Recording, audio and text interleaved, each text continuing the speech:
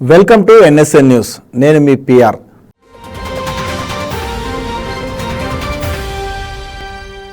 తెలుగు రాష్ట్రాల్లో బెట్టింగ్లు జోరుగా జరుగుతున్నాయి.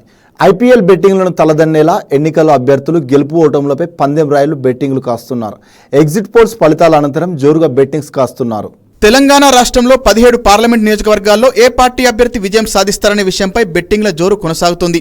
మల్కాజ్గిరి, హైదరాబాద్, సికింద్రాబాద్, మహబూబ్ నగర్, చేవెళ్ల పార్లమెంట్ స్థానాలపై జోరుగా బెట్టింగ్లు జరుగుతున్నాయి. ముఖ్యంగా ఏపీలో ఏ పార్టీ ప్రభుత్వాన్ని ఏర్పాటు చేస్తుందనే విషయంపై కోట్ల రూపాయల బెట్టింగ్లు జరుగుతున్నాయి. పిఠాపురం నియోజకవర్గంలో పవన్ కళ్యాణ్ గెలుపుపై, కడప ఎంపీ అభ్యర్థి షర్మిల గెలుపోటంలపైన పందెం రాయలకు కోట్లలో బెట్టింగ్లు కాస్తున్నారు. హోటల్స్, రిసార్ట్స్, ఫామ్ హౌస్, క్లబ్లను రెంటుకు తీసుకుని మరీ బెట్టింగ్లు నడుపుతున్నారు. బెట్టింగ్ ముఠాలపై పోలీసులు ప్రత్యేక నిఘా ఏర్పాటు చేశారు.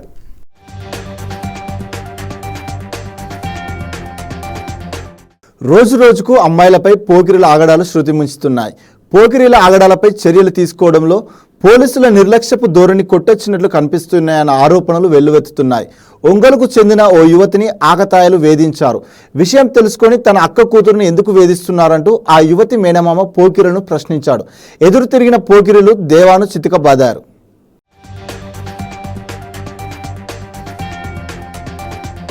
ప్రస్తుత కాలంలో వండుకొని తినడానికి కూడా చాలా మందికి తీరిక ఉండడం లేదు. ఈ నేపథ్యంలోనే ఆన్లైన్ ఫుడ్ డెలివరీపై ఆధారపడుతున్నారు. హోటళ్లు, రెస్టారెంట్లకు వెళ్లి తినడం అంటే ఎగిరి గంతేసేవారు. కానీ ఇప్పుడు మాత్రం అందుకు భిన్నంగా రోజు హోటళ్ల పరిస్థితులపై చేదు నిజాలు బయటపడుతుండడంతో బయట ఫుడ్ అంటేనే భయపడుతున్నారు.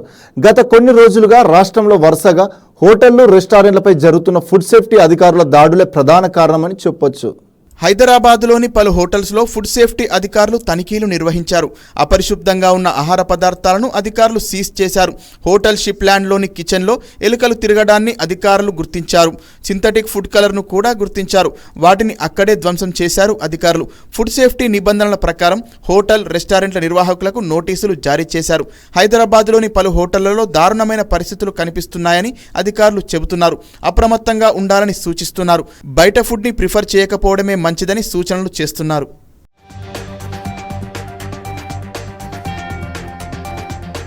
ఓ మహిళ భద్రాద్రి కొత్తగూడెం జిల్లా పాల్వంచ మండలం పరిధిలోని కిన్నెరసాని ప్రాజెక్టులో దూకి ఆత్మహత్యకు పాల్పడింది.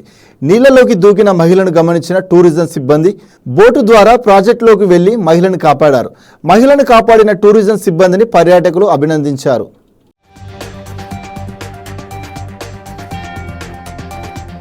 సెల్ ఫోన్ను దొంగిలించేందుకు వచ్చిన ఇద్దరు దొంగలను బాధితుడు చాకచక్యంగా పట్టుకున్నాడు. హైదరాబాద్ మధురానగర్ పోలీస్ స్టేషన్ పరిధిలో జరిగిన ఈ ఘటనలో బాధితుడిపై దుండగులు దాడి చేసినా బెదరకుండా వారిని ఎదిరించి పోలీసులకు అప్పగించాడు. వెంగళరావు నగర్ కాలనీ ప్రధాన రోడ్డుపై ఉన్న లక్కీ హోటల్ వద్దకు నెంబర్ ప్లేట్ లేని ద్విచక్ర వాహనంపై ఇద్దరు అపరిచితులు వచ్చారు. బంధువుల అడ్రస్ తెలియడం లేదని, ఫోన్ చేస్తే మాట్లాడి ఇచ్చేస్తామని పల్లపోతు జాషువాను వారు కోరారు. నెంబర్ డయల్ చేసినట్టు నటించి బైక్ స్టార్ట్ చేసి పారిపోయేందుకు ఇద్దరు యత్నించారు. దీంతో అడ్డగించిన జాషువాపై దొంగలు కత్తితో దాడికి పాల్పడ్డారు. అయినా సాహసంతో ఇద్దరిని పట్టుకున్నాడు. బైక్ తాళం చెవులను లాక్కోవడంతో జాషువాపై వారు దాడికి దిగారు. నిందితుల నుంచి తనని కాపాడుకోవడానికి ప్రతిఘటిస్తున్న క్రమంలో హాస్టల్ సిబ్బంది అక్కడ చేరుకొని నిందితులను పట్టుకున్నారు.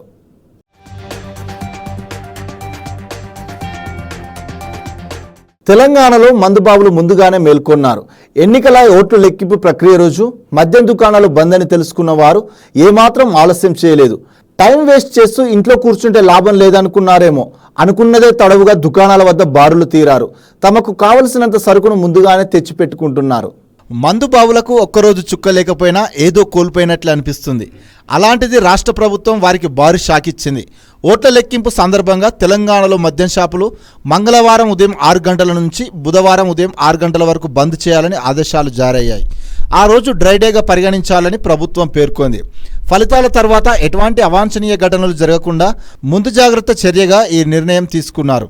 ఈ నేపథ్యంలో కంగుతిన్న మందుబాబులు ముందుగానే అలర్ట్ అయ్యారు. మమ్మల్ని ఎవ్వరూ ఆపలేరంటూ, అందుకే జీవితంలో ముందు చూపు ఎంత అవసరమో మందు చూపు అంతకన్నా ఎక్కువ అవసరమని అనుకొని ముందుగానే తమకు కావలసినంత సరుకు తీసుకొచ్చేయాలని నిర్ణయించుకొని మద్యం దుకాణాల వద్దకు పరుగులు తీస్తున్నారు. అయితే వారికి అక్కడ మరో ఊహించని పరిస్థితి ఎదురైంది. ఒక గూటి పక్షులు అన్నీ ఒకే దగ్గరికి చేరినట్టు అప్పటికీ అక్కడ భారీగా తమలాంటి వారు ఉండడంతో షాక్ అయ్యారు.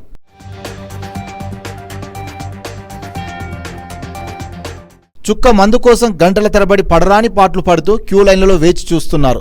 చేసేదేముంది అనుకుంటూ ఎంత భారీగా లైన్లు ఉన్నా సరే బ్రో, మీ బ్రాండ్ ఏంటి, మా బ్రాండ్ ఏంటి అంటూ సరదాగా ముచ్చట్లు పెట్టుకుంటూ ముందుకు కదులుతున్నారు. ఎంతో సమయం వేచి ఉన్న తర్వాత తమకు కావలసినంత సరుకు రావడంతో జీవితంలో గొప్ప విజయం సాధించామంటూ సంతోషపడి ఇంటి బాట పడుతున్నారు.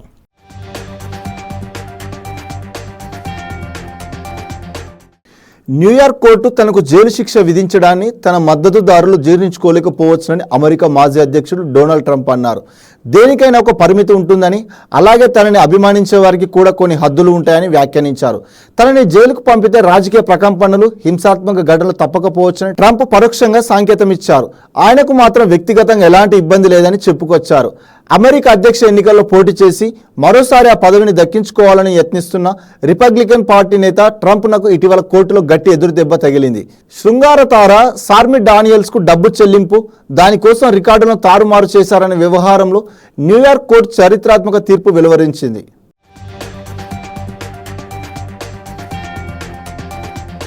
దశాబ్ది ఉత్సవాల్లో భాగంగా సిద్దిపేట జిల్లాలో రాష్ట్ర సాధన కోసం కృషి చేసిన వారిని మాజీ మంత్రి హరీష్ రావు సన్మానించారు. రాష్ట్రంలో 3 రోజుల పాటు కార్యక్రమాలు నిర్వహించాలన్న పార్టీ పిలుపు మేరకు ఈ కార్యక్రమాన్ని నిర్వహించినట్టు తెలిపారు. తెలంగాణ సాధన కోసం ఆనాడు జిల్లా వ్యాప్తంగా చేసిన పోరాటాలను స్మరించుకున్నారు.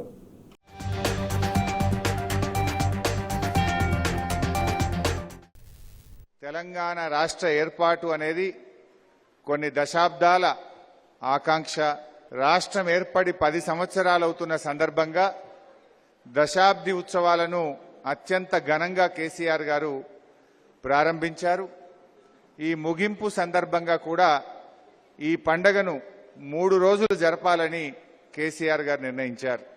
33 జిల్లాల తెలంగాణలో అన్ని చోట్ల బీఆర్ఎస్ పార్టీ కార్యాలయాల్లో జాతీయ జెండా ఎగరేసుకొని, బీఆర్ఎస్ పార్టీ జెండా ఎగరేసుకొని 3వ రోజు పండగను ఇలా రాష్ట్ర వ్యాప్తంగా జరుపుకుంటూ ఉన్నాం.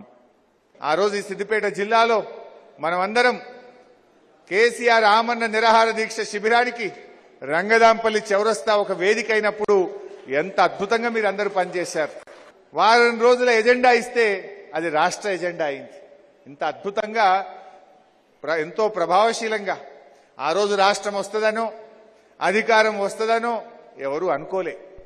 కానీ ఎలాంటి ఆశలు లేకుండా, పదవి ఆకాంక్షలు లేకుండా, పదవుల కోసం కాదు, ప్రజల కోసం, తెలంగాణ ఆత్మ గౌరవం కోసం, దశాబ్దాల కలను నిజం చేయడం కోసం, విద్యార్థులు వాళ్ళ కలలు, వాళ్ళ ఆకాంక్షలు, విద్య ఉద్యోగాల్లో ఈ రాష్ట్ర ప్రజలకు మేలు జరగడం కోసం, అన్ని సబ్బండ వర్ణాల కోసం ఆ రోజు ఎలాంటి ఆశలు లేకుండా చేసిన ఉద్యమంలో నిస్వార్థంగా పనిచేసినటువంటి మరి వాళ్ళని మనం గుర్తుంచుకోవడమే ఈ దశాబ్ది ఉత్సవాల్లో నిజమైనటువంటి పండగ.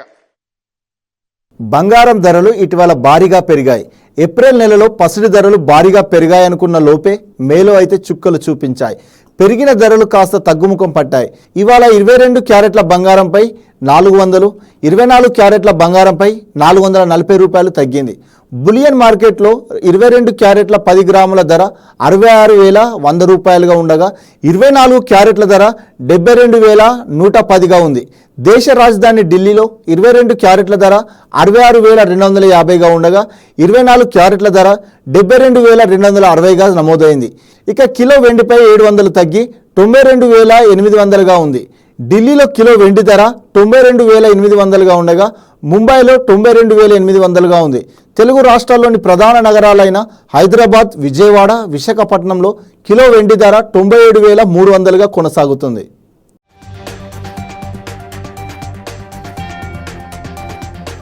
ప్రపంచంలోనే అత్యధికంగా 64.2 కోట్ల మంది ప్రజలు ఓటింగ్ ప్రక్రియలో పాల్గొనడం ద్వారా భారత ప్రపంచ రికార్డు సృష్టించిందని కేంద్ర ప్రధాన ఎన్నికల కమిషనర్ రాజీవ్ కుమార్ చెప్పారు.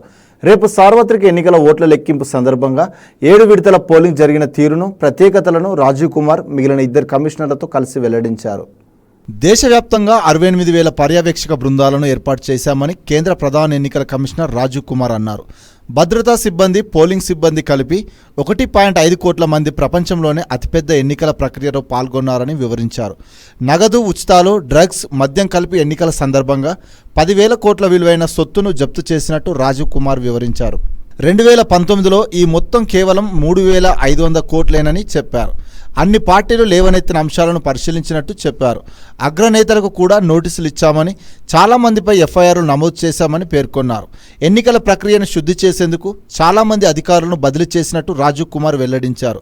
కేవలం 39 చోట్ల రీపోలింగ్ చేయాల్సి వచ్చిందన్న ఆయన 2019లో 540 చోట్ల రీపోలింగ్ చేసినట్టు తెలిపారు. ఓట్ల లెక్కింపు ప్రక్రియను పకడ్బందీగా నిర్వహిస్తామని చెప్పారు.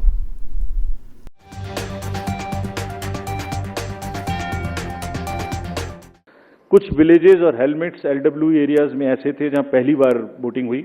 If I can name them, 126 villages and 199 hamlets with 100 polling stations in Sarguja, with Pahadi Korwas as the particularly vulnerable tribal group, voted overwhelmingly, more than 88%.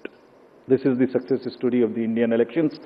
Every corner, every place, irrespective of the strata, everybody participated, voted. This is what it is. Senior citizens, PWGs, transgenders, everyone. Friends, I will also very quickly show you how much of the effort we made this time, and also want to thank all of those who worked with us pro bono. Large number of agencies worked with us pro bono. We didn't spend money on them, and they were so forthcoming in this. आगे बढ़ के हमसे कह के हिस्सा ले रहे थे. देखिए, एक झलक देखिए. कोई भी मेजर ब्रांड और कोई भी स्टार्टअप ऐसा नहीं बचा जिसने हमसे आके ना पूछा हो, खुद से ना सपोर्ट किया हो. हमें थोड़ा सा उनको एक रेस्पेक्ट देनी थी बस, जो हमने मीटिंग करके दी. And everybody participated, everyone participated. IPL matches, Bharat Ratna mister Sachin Tendulkar, 16,000 petrol pumps of the country, airlines, Indian Post, Indian Railways. आपने सबने देखा होगा, किसी भी पेट्रोल पंप पे जाइए, अभी भी सब पे आपको भरा मिले, all free of cost, all pro bono. And we thank all of them. All these are just the pictures of those kind of things. The entire train being posted, the celebrities. Who is not the celebrity who has not worked with us this time pro bono? And we thank all of them. And this shows the layering of the democracy. This shows the strength of the democracy, that people want to participate. AP assembly ఎన్నికల counting ప్రక్రియ మొదలవనున్న నేపథ్యంలో సోమవారం AP chief electoral office Mukesh Kumar Meena కీలక media సమావేశం ఏర్పాటు చేశారు. రేపు ఉదయం 8 గంటలకు పోస్టల్ బ్యాలెట్ ఓట్ల లెక్కింపు మొదలవుతుందని ప్రకటించారు. 8 గంటల 30 నిమిషాల నుంచి ఈవీఎంలలో నిక్లిష్టమైన ఓట్ల కౌంటింగ్ ప్రక్రియ మొదలవుతుందని వివరించారు. మధ్యాహ్నం 12 నుంచి 1 గంటలోపు ఫలితాలపై ఓ అంచనా వస్తుందని ఆయన అంచనా వేశారు. ఆంధ్రప్రదేశ్లో మొత్తం 3.33 కోట్ల మంది తమ ఓటు హక్కు వినియోగించుకుంటున్నారని ముఖేష్ కుమార్ మీనా తెలిపారు. రాష్ట్రంలో 4.61 లక్షల మంది పోస్టల్ బ్యాలెట్ వినియోగించుకుంటున్నారని చెప్పారు. 26,473 మంది హోమ్ ఓటింగ్ ద్వారా ఓటు వేశారని, మరో 26,721 మంది సర్వీస్ ఓటర్లు ఎలక్ట్రానిక్ విధానంలో ఓటు వేశారని వెల్లడించారు. అన్ని జిల్లాల్లో కౌంటింగ్ ఏర్పాట్లు పూర్తి చేశామని పేర్కొన్నారు. కొన్ని చోట్ల లోక్సభ కౌంటింగ్ హాల్స్ వద్ద పోస్టల్ బ్యాలెట్ల లెక్కింపు ప్రత్యేకంగా జరుగుతుందన్నారు. వేరే హాల్లో అక్కడ 8 గంటలకు ఈవీఎంల కౌంటింగ్ మొదలవుతుందని వివరించారు. పార్లమెంట్ నియోజకవర్గాలకు 2,443 ఈవీఎం టేబుళ్లు, 443 పోస్టల్ బ్యాలెట్ టేబుల్ ఏర్పాటు చేశామని చెప్పారు. అలాగే అసెంబ్లీ నియోజకవర్గాలకు 2,446 ఈవీఎం టేబుళ్లు, 557 పోస్టల్ బ్యాలెట్ టేబుల్ ఏర్పాటు చేశామని వివరించారు. రాష్ట్ర వ్యాప్తంగా 33 ప్రాంతాల్లో 401 కౌంటింగ్ హాల్స్ ఏర్పాటు చేశామని తెలిపారు. కౌంటింగ్ ప్రక్రియ పరిశీలనకు కేంద్ర ఎన్నికల సంఘం 119 అబ్జర్వర్లను నియమించిందని పేర్కొన్నారు. పోస్టల్ బ్యాలెట్లు 102 అసెంబ్లీ నియోజకవర్గాల్లో 1 నుంచి 2 రౌండ్లలో లెక్కిస్తారని, 48 నియోజకవర్గాలలో 3 రౌండ్లు, 25 నియోజకవర్గాలలో 4 రౌండ్లలో లెక్కిస్తారని చెప్పారు. ఇక ఏపీలో జనవరి 1 నుంచి జూన్ 2 వరకు మొత్తం 483.15 కోట్లు స్వాధీనం చేసుకున్నట్లు ముఖేష్ కుమార్ మీనా వెల్లడించారు. స్వాధీనం చేసుకున్న మొత్తంలో 170 కోట్ల నగదు, 62 కోట్ల విలువైన లిక్కర్, 36 కోట్ల విలువైన డ్రగ్స్, 186 కోట్ల విలువైన వస్తువులు, 29 కోట్ల విలువైన గిఫ్టులు ఉన్నాయని తెలిపారు. అమలాపురం పార్లమెంట్ నియోజకవర్గ లెక్కింపునకు మొత్తం 27 రౌండ్లు పడుతుందని ముఖేష్ కుమార్ మీనా వివరించారు. ఫలితానికి దాదాపు 9 గంటల సమయం పట్టొచ్చని అన్నారు. ఇక రాజమండ్రి, నర్సాపురం పార్లమెంట్ నియోజకవర్గాల్లో 13 రౌండ్లు ఉంటాయని ఇందుకు 5 గంటల సమయం పడుతుందని తెలిపారు. భీమిలి, పాణ్యం అసెంబ్లీ నియోజకవర్గాలలో 26 రౌండ్ల లెక్కింపు జరుగుతుందని, కొవ్వూరు, నరసాపురంలో 5 గంటల్లో ఫలితాలు వస్తాయని ఏపీ చీఫ్ ఎలక్టోరల్ ఆఫీసర్ వివరించారు. అదేవిధంగా అన్ని కౌంటింగ్ కేంద్రాల్లో పటిష్ట భద్రత ఏర్పాటు చేసినట్టు ఆయన వెల్లడించారు. మీడియా కౌంటింగ్ ప్రక్రియను చిత్రీకరణ చేసుకోవచ్చునని, కౌంటింగ్ కేంద్రాల మొబైల్ ఫోన్లు అనుమతించేది లేదని స్పష్టం చేశారు. మీడియాకు మాత్రమే నిర్దేశించిన సెంటర్ వరకు మొబైల్ ఫోన్లు తీసుకెళ్లొచ్చునని పేర్కొన్నారు AP CEO Mukesh Kumar Meena. Counting రోజు మద్యం దుకాణాలు మూసివేస్తూ నిర్ణయం తీసుకున్నామని ముఖేష్ కుమార్ మీనా ప్రకటించారు. స్టార్ హోటళ్లు, రెస్టారెంట్లలో మద్యం విక్రయాలు జరగబోవని స్పష్టం చేశారు.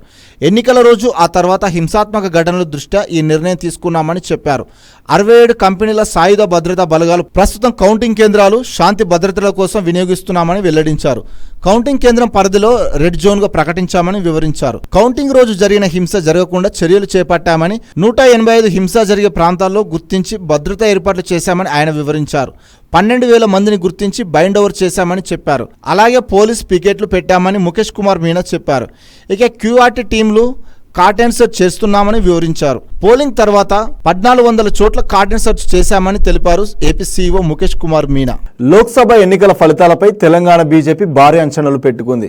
రేపే లోక్సభ ఎన్నికల కౌంటింగ్ నిర్వహించనున్నారు. కౌంటింగ్ ఏజెంట్లకు కమలం పార్టీ ట్రైనింగ్ ఇచ్చింది.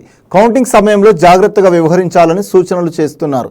డబుల్ డిజిట్ స్థానాలను దక్కించుకుంటామని ధీమలో ఉంది బీజేపీ.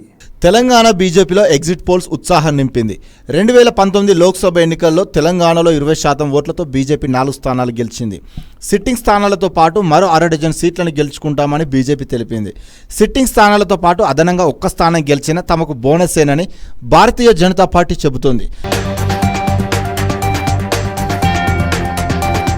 రేపు ఎన్నికల కౌంటింగ్ కావడంతో పార్టీలో తీవ్ర టెన్షన్ నెలకొంది. కాంగ్రెస్ కంటే ముందు ఉంటామా లేదా అన్న టెన్షన్లో బీజేపీ, ఎక్కడ బీజేపీ ముందుకెళ్తుందోనన్న టెన్షన్లో కాంగ్రెస్ పార్టీలు ఉన్నాయి. సర్వేలు కూడా కాస్త బీజేపీకి అనుకూలంగా ఉండడంతో కాంగ్రెస్ పార్టీలో టెన్షన్ ప్రారంభమైంది. అధికారంలోకి వచ్చిన కొద్ది నెలల్లోనే జరిగిన లోక్సభ ఎన్నికల్లో బీజేపీ అగ్రస్థానంలో ఉంటుందని సర్వేలు చెప్పడం ఆ పార్టీకి ఇబ్బందికర పరిణామం. పైగా ప్రభుత్వంపై పల్లెల్లో వ్యతిరేకత ప్రారంభమైందన్న వార్తలు సైతం ఆ పార్టీని గందరగోళంలోకి నెట్టేస్తున్నాయి. కాంగ్రెస్ నేతలతో ముఖ్యమంత్రి రేవంత్ రెడ్డి జూమ్ సమీక్ష నిర్వహించారు. డిప్యూటీ సీఎం బట్టి విక్రమార్క, దీపాదాస్ మున్షి, మంత్రులు, ఎంపీ అభ్యర్థులు, ఏఐసిసి కార్యదర్శులు సమీక్షలో పాల్గొన్నారు. కౌంటింగ్లో పాటించాల్సిన జాగ్రత్తలు, ఏజెంట్ల అప్రమత్త, అధికారులతో ఏజెంట్లు వ్యవహరించాల్సిన తీరు వంటి తదితర అంశాలపై సీఎం చర్చించారు. కౌంటింగ్ వేళ అభ్యర్థులు పూర్తి అప్రమత్తంగా ఉండాలని, పోటాపోటీగా ఉన్న నియోజకవర్గాలలో నిర్లక్ష్యం వహించవద్దని సూచించారు. పోస్టల్ బ్యాలెట్ లెక్కింపు పూర్తయ్యాకే ఈవీఎం కౌంటింగ్ ఉంటుందన్న సీఎం, సీనియర్ నేతలను కౌంటింగ్ కేంద్రాలకు తీసుకెళ్లేలా చూడాలన్నారు. ప్రతి ఒక్కరి దగ్గర 17C లిస్టు ఉండేలా చూసుకోవాలన్నారు.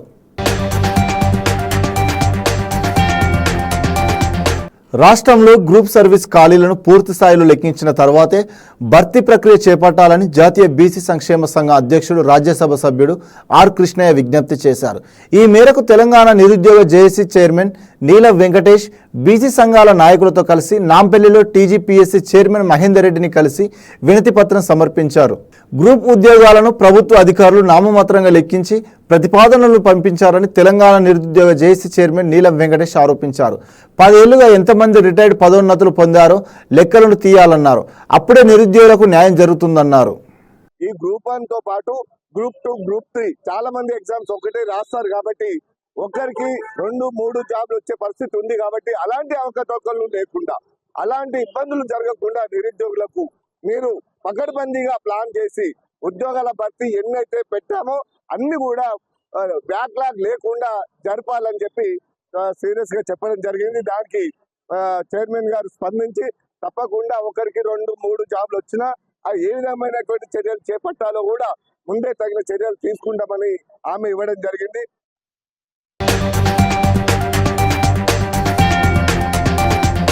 మెక్సికోకు మొదటి మహిళా అధ్యక్షురాలిగా క్లాడియా షిన్బామ్ ఎన్నికయ్యారు.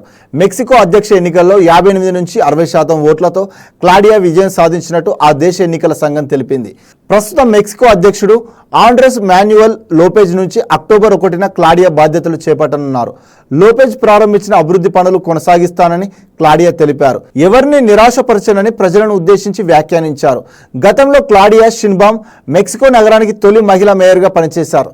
ఒక మహిళా మెక్సికోకు అధ్యక్షురాలు ఎన్నిక కావడం తన జీవితంలో మర్చిపోలేని క్షణాలని క్లాడియా ప్రత్యర్థి గాల్వేజ్ అన్నారు. బల్గేరియాకు చెందిన ఆమె కుటుంబం మెక్సికోకు వచ్చి స్థిరపడింది. కాలిఫోర్నియాలోని ఓ ల్యాబ్లో మెక్సికో ఇంధన వినియోగంపై ఇంధన శాస్త్రవేత్తగా క్లాడియా పరిశోధన చేశారు. పోస్టల్ బ్యాలెట్లపై యాగి చేసిన వైకాపాకు సుప్రీంకోర్టులో చుక్కెదురైంది. పోస్టల్ బ్యాలెట్పై గెజిటెడ్ అధికారి సంతకం ఉంటే సరిపోతుందని, సీల్ ఉండాల్సిన అవసరం లేదని కేంద్ర ఎన్నికల సంఘం స్పష్టం చేసింది. ఎన్నికల సంఘం నిర్ణయంపై హైకోర్టు ఆదేశాలను వైసీపీ సుప్రీంకోర్టులో సవాల్ చేసింది. దీనిపై విచారణ జరిపిన సుప్రీంకోర్టు పోస్టల్ బ్యాలెట్ లెక్కింపు వ్యవహారంలో జోక్యం చేసుకోలేమని తేల్చి చెప్పింది. రేపు కౌంటింగ్ ఉండగా ఈ దశలో జోక్యం చేసుకోవడం ఓట్ల లెక్కింపు ప్రక్రియపై ప్రభావం చూపుతుందని స్పష్టం చేసింది. ఈ పరిస్థితుల్లో వైసీపీ పిటిషన్ను తోసిపుచ్చుతున్నట్లు పేర్కొంది. గతంలో ఇదే అంశంపై వైసీపీ నాయకులు హైకోర్టును ఆశ్రయించగా జోక్యం చేసుకునేందుకు నిరాకరించింది. ఒకవేళ పోస్టల్ బ్యాలెట్ల పరంగా ఏవైనా పొరపాట్లు ఉంటే కౌంటింగ్ ప్రక్రియ పూర్తయ్యాక ఎన్నికల పిటిషన్ వేయాలని సూచించింది.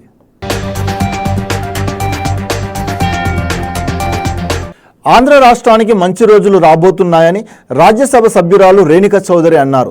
తిరుమల శ్రీవారిని వీఐపీ ప్రారంభ విరామ దర్శన సమయంలో ఆమె కుటుంబ సభ్యులతో కలిసి దర్శించుకున్నారు. దేశ ప్రగతికి కాంగ్రెస్ పార్టీ కృషి చేస్తుందని రేణుకా చౌదరి చెప్పారు.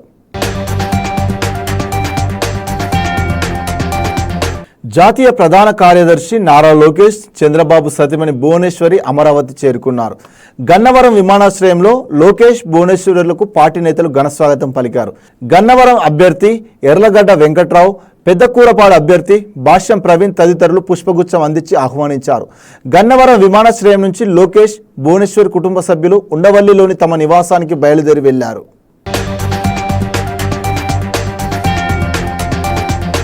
ఇంతటితో ఈ వార్తలు సమాప్తం. మరిన్ని వార్తలతో మళ్ళీ కలుద్దాం. అంతవరకు చూస్తూనే ఉండండి మన NSN న్యూస్.